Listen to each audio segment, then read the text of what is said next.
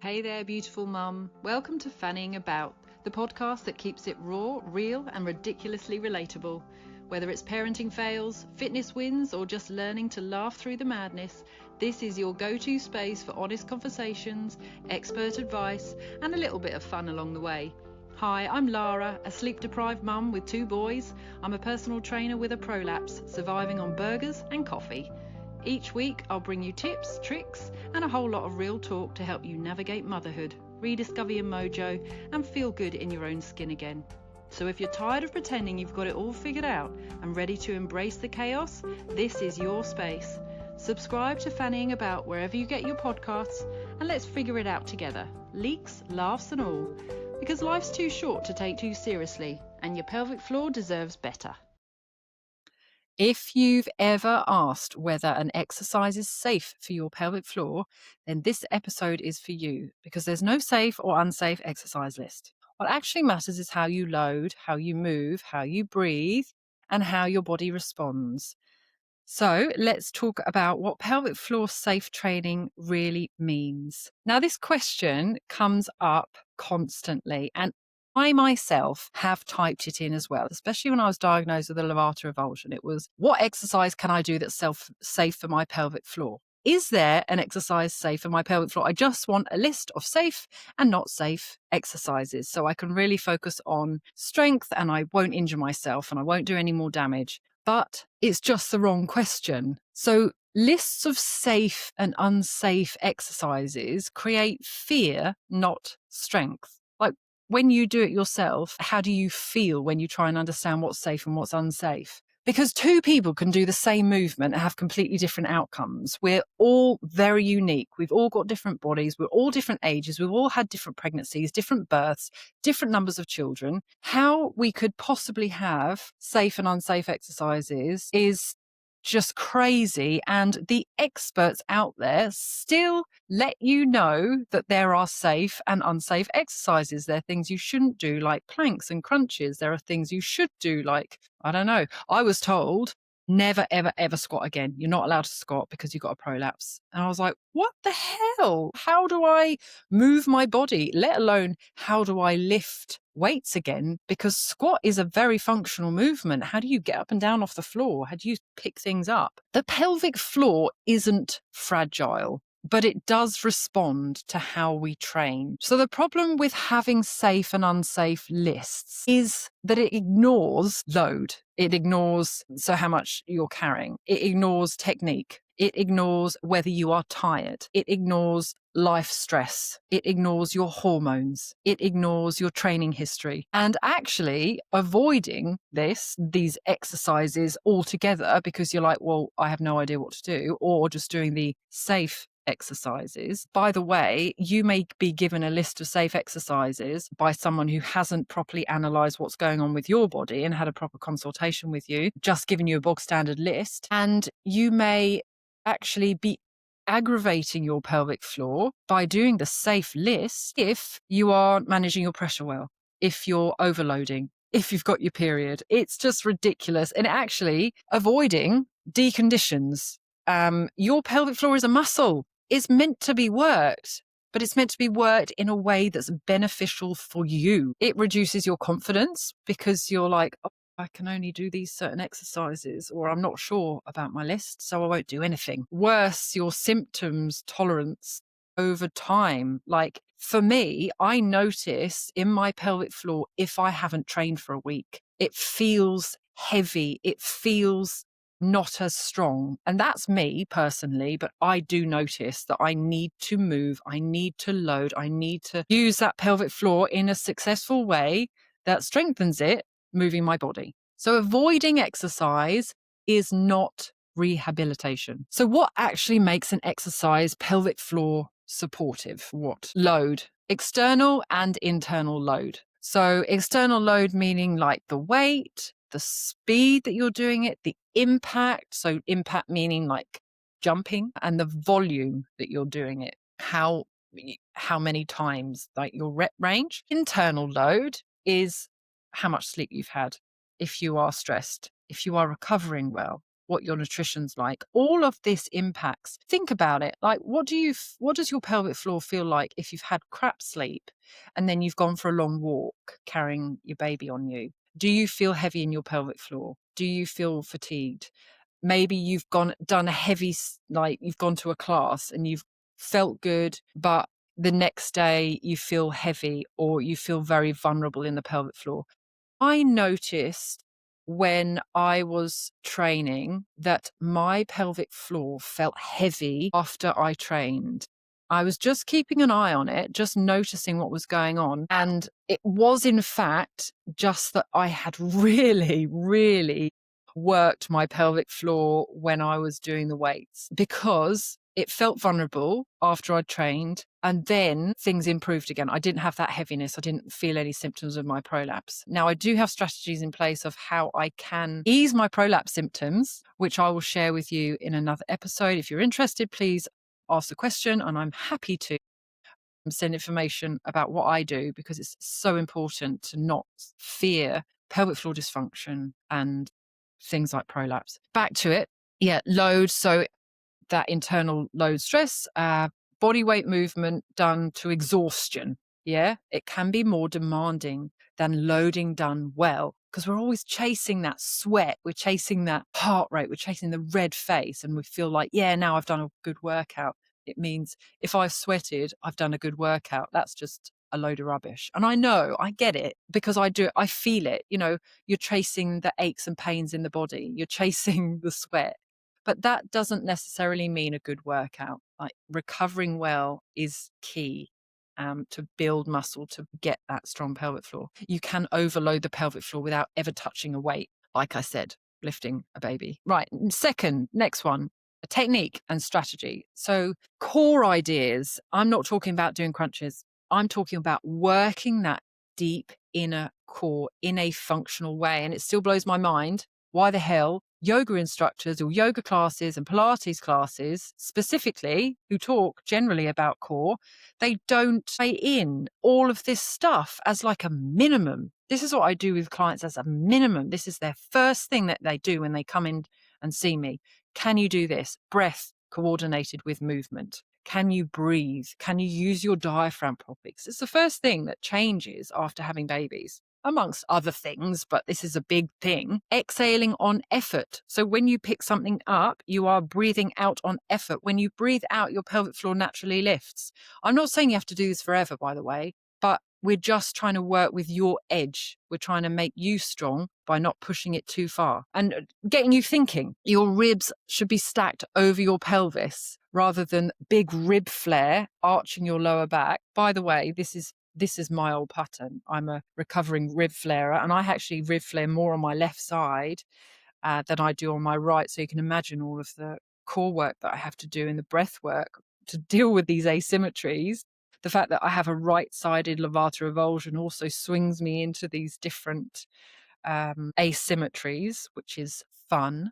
But it's also fun because I've learnt so much and now I can talk about it with others. So ribs stacked over pelvis, and you can see yourself when you stand in a mirror. Like, are your ribs flaring or are they crunched in and you're hunching over? You want to be in like that good posture. And I'll share a video below where it's called a ponytail posture, where you have to think lifting up through the ponytail and then a slight tuck of the glutes to activate that lower TA. And now I know you can't just stand like this forever, but this is how you can understand how to stack your ribs over your pelvis a little better. We're not avoiding pressure, by the way. We are managing it. If you aren't managing pressure well in your core, then you may feel like when you do an exercise that you're bearing down into your pelvic floor. It's very heavy.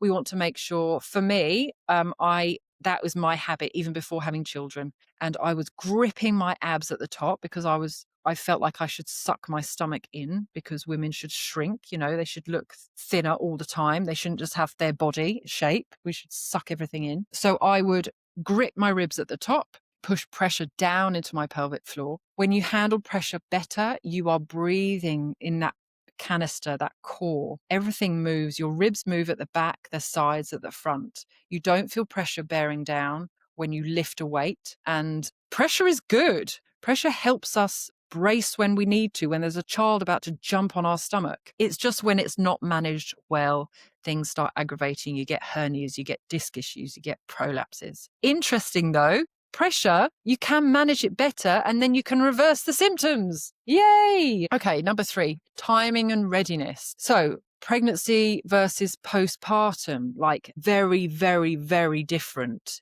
in your body to manage load, to understand what's happening with your pelvic floor. Early versus late postpartum, like a week into having a baby is very different to 6 months, to 1 year, to 2 years. High stress seasons of life.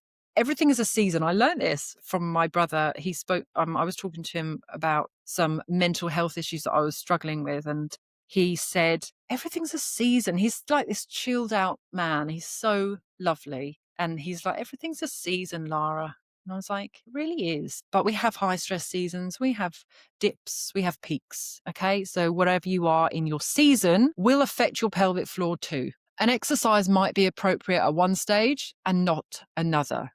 And that's not your failure. It's just understanding and being kind to yourself that your body changes, and women's bodies change so much throughout our lifetime because we've got hormones, because we have given birth to children and we hold stress in our body differently. Just be kind to yourself and understand what stage you're at, and then noticing if that may be linked to your pelvic floor. Symptoms are a guide. I really want you to be okay with having these pelvic floor symptoms and not feeling like you're broken, because you're not. The experts may tell you you're broken. You've had a baby, good luck. This is your body now. You're meant to leak. You're meant to prolapse is the end of the world. You can only recover through surgery, like that dragging heaviness. There's nothing we can do. Like, you can just get fitted for a pessary. But then what do you do if you can't get fitted for a pessary, like myself? You just have to what? Give up life, stop moving.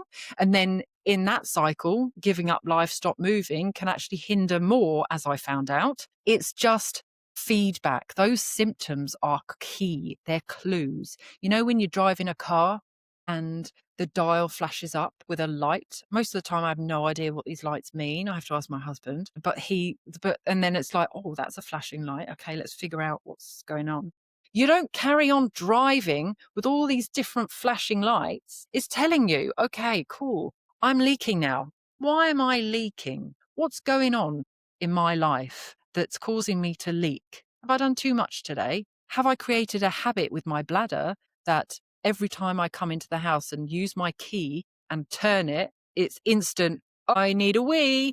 If I don't run now, I'm going to leak. We can retrain that. The heaviness, the dragging, how are you handling your load? Are you tired? Like, are you on your period? Do you have a prolapse? And we just need to strengthen your pelvic floor. Please, if you have no idea and you've never had a pelvic floor check from a physio, a pelvic floor physio, I would highly recommend it. If you've had a pelvic floor physio check before children and you haven't after, I would highly recommend it. If you've only had a check after one child and you've had 2 or 3, have another check. It's so important to know, because people are just gloss over what you should and shouldn't do. And the more empowered you are with learning what works for your body, the better off you can understand when you go to an expert, you know what works for your body. And then you can say, I agree with that part. I don't agree with that part. Cool. I'm going to go off to another expert. I agree with that part. I don't agree with that part. When you learn about your body, you are empowered, and then you can have that control again. So how to self-check. There's no lists. There's no safe and unsafe lists, which is a good thing. Now you learn about your body, okay? And everything can be resolved. You can feel great. You don't have to have all these symptoms. The 3-question check-in, I'm just reading now. Just pause for a minute. You can get a notepad, or I will aim to write these things down for you in the show notes. So ask yourself, can I maintain breath and posture? So you're doing an exercise. Can I maintain breath? Do symptoms show up during or after an exercise? So like, you're doing a kettlebell swing, it's all good, but you've done like 4 or 5 rounds, 20 reps each round. And now, okay, I feel really heavy. I feel really vulnerable. I'm bulging out. Understand that. Maybe we need to manage pressure a bit better with your breathing. breathing out on effort. Maybe it's just too much for you today. Maybe you didn't have a good sleep. Maybe you just pushed yourself too hard. Maybe you had a great sleep, but that last round was too much for you right now. Remember, everything is a season. Number 3, do symptoms resolve within 24 hours? You know how I was saying when I was doing lifting heavy weights, barbell lifts I love, and then I was feeling heaviness afterwards. I was down, I was sad, and I was like, oh no, I'm not giving this up. How do I resolve this? It resolved itself. I just worked my muscle, and it was achy. It was like feeling it, and then all good again. I could go again. If you've answered yes to any of these 3 questions, if yes, continue or progress gradually. If no, just adjust load, range, speed, volume. Start finding your edge. So let's talk about a couple of exercises. I don't want to overwhelm you. I did mention kettlebell swing, so we can start off with that. Sometimes people get scared about doing things like that. Now, a kettlebell swing, you might know it, is a hinging exercise. You are thrusting your hips forward. It should be very much using your glutes. However, if you are doing things like holding your breath, you could be adding pressure to your pelvic floor, which is maybe why you're feeling vulnerable in it, or you could possibly be leaking. The load could be too much. It could be too heavy. So you could pull back on the load. When you aren't holding your breath, it's important to breathe out on effort to see if that helps. So when you are swinging it forward, you are breathing out. When you breathe out, what happens to the pelvic floor? Yes, it naturally lifts. So breathe out on effort to help the pelvic floor a little bit.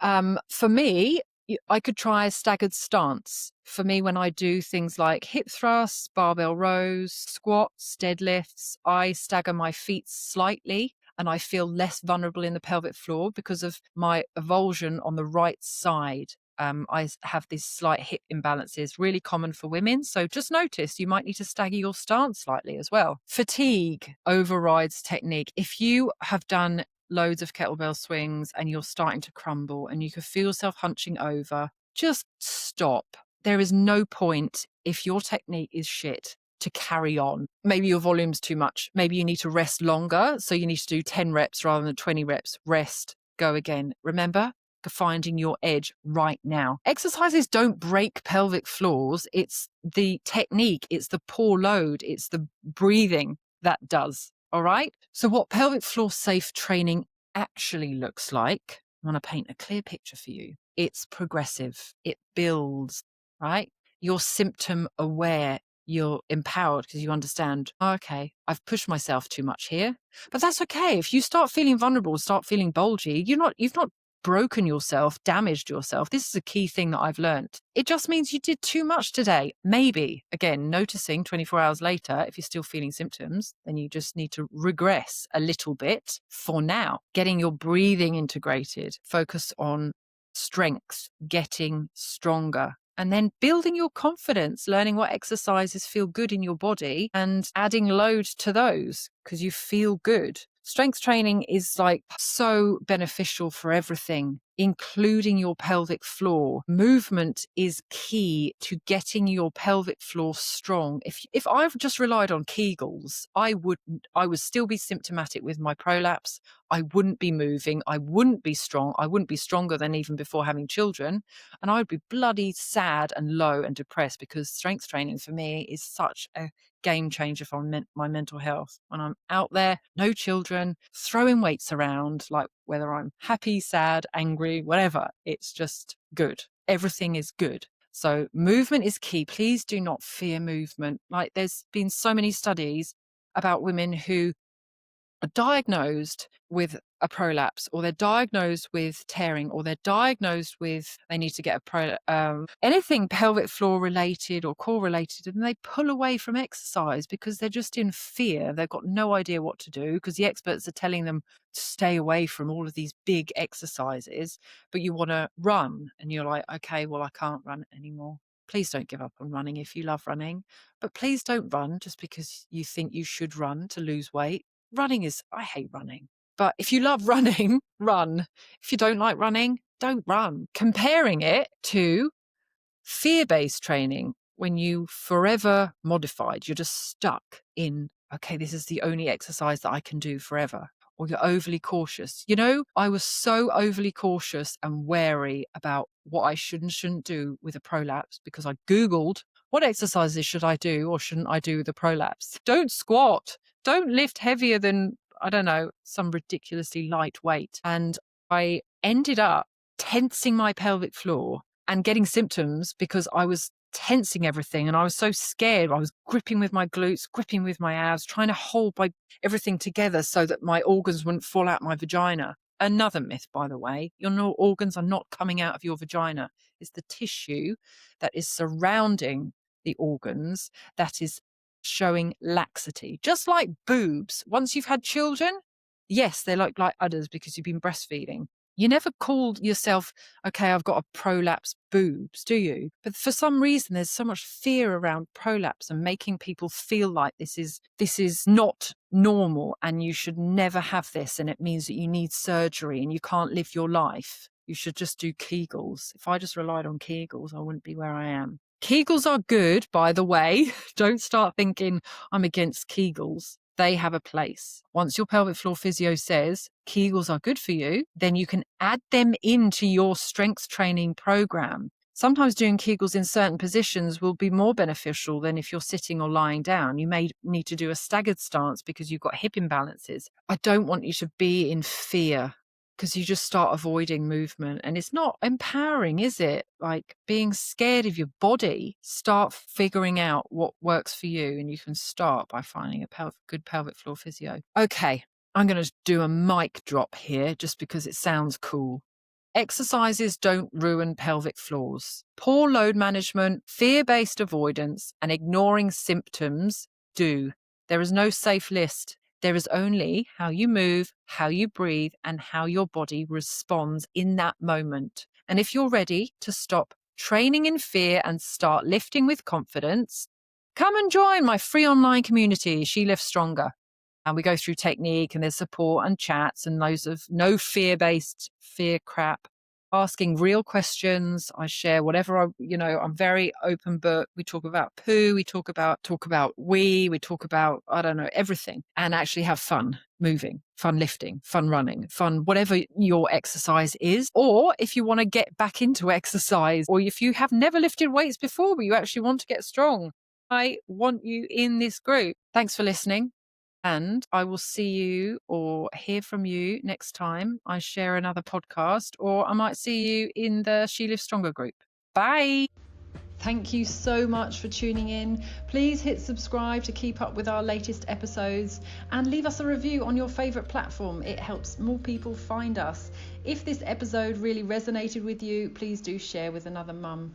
Thanks so much.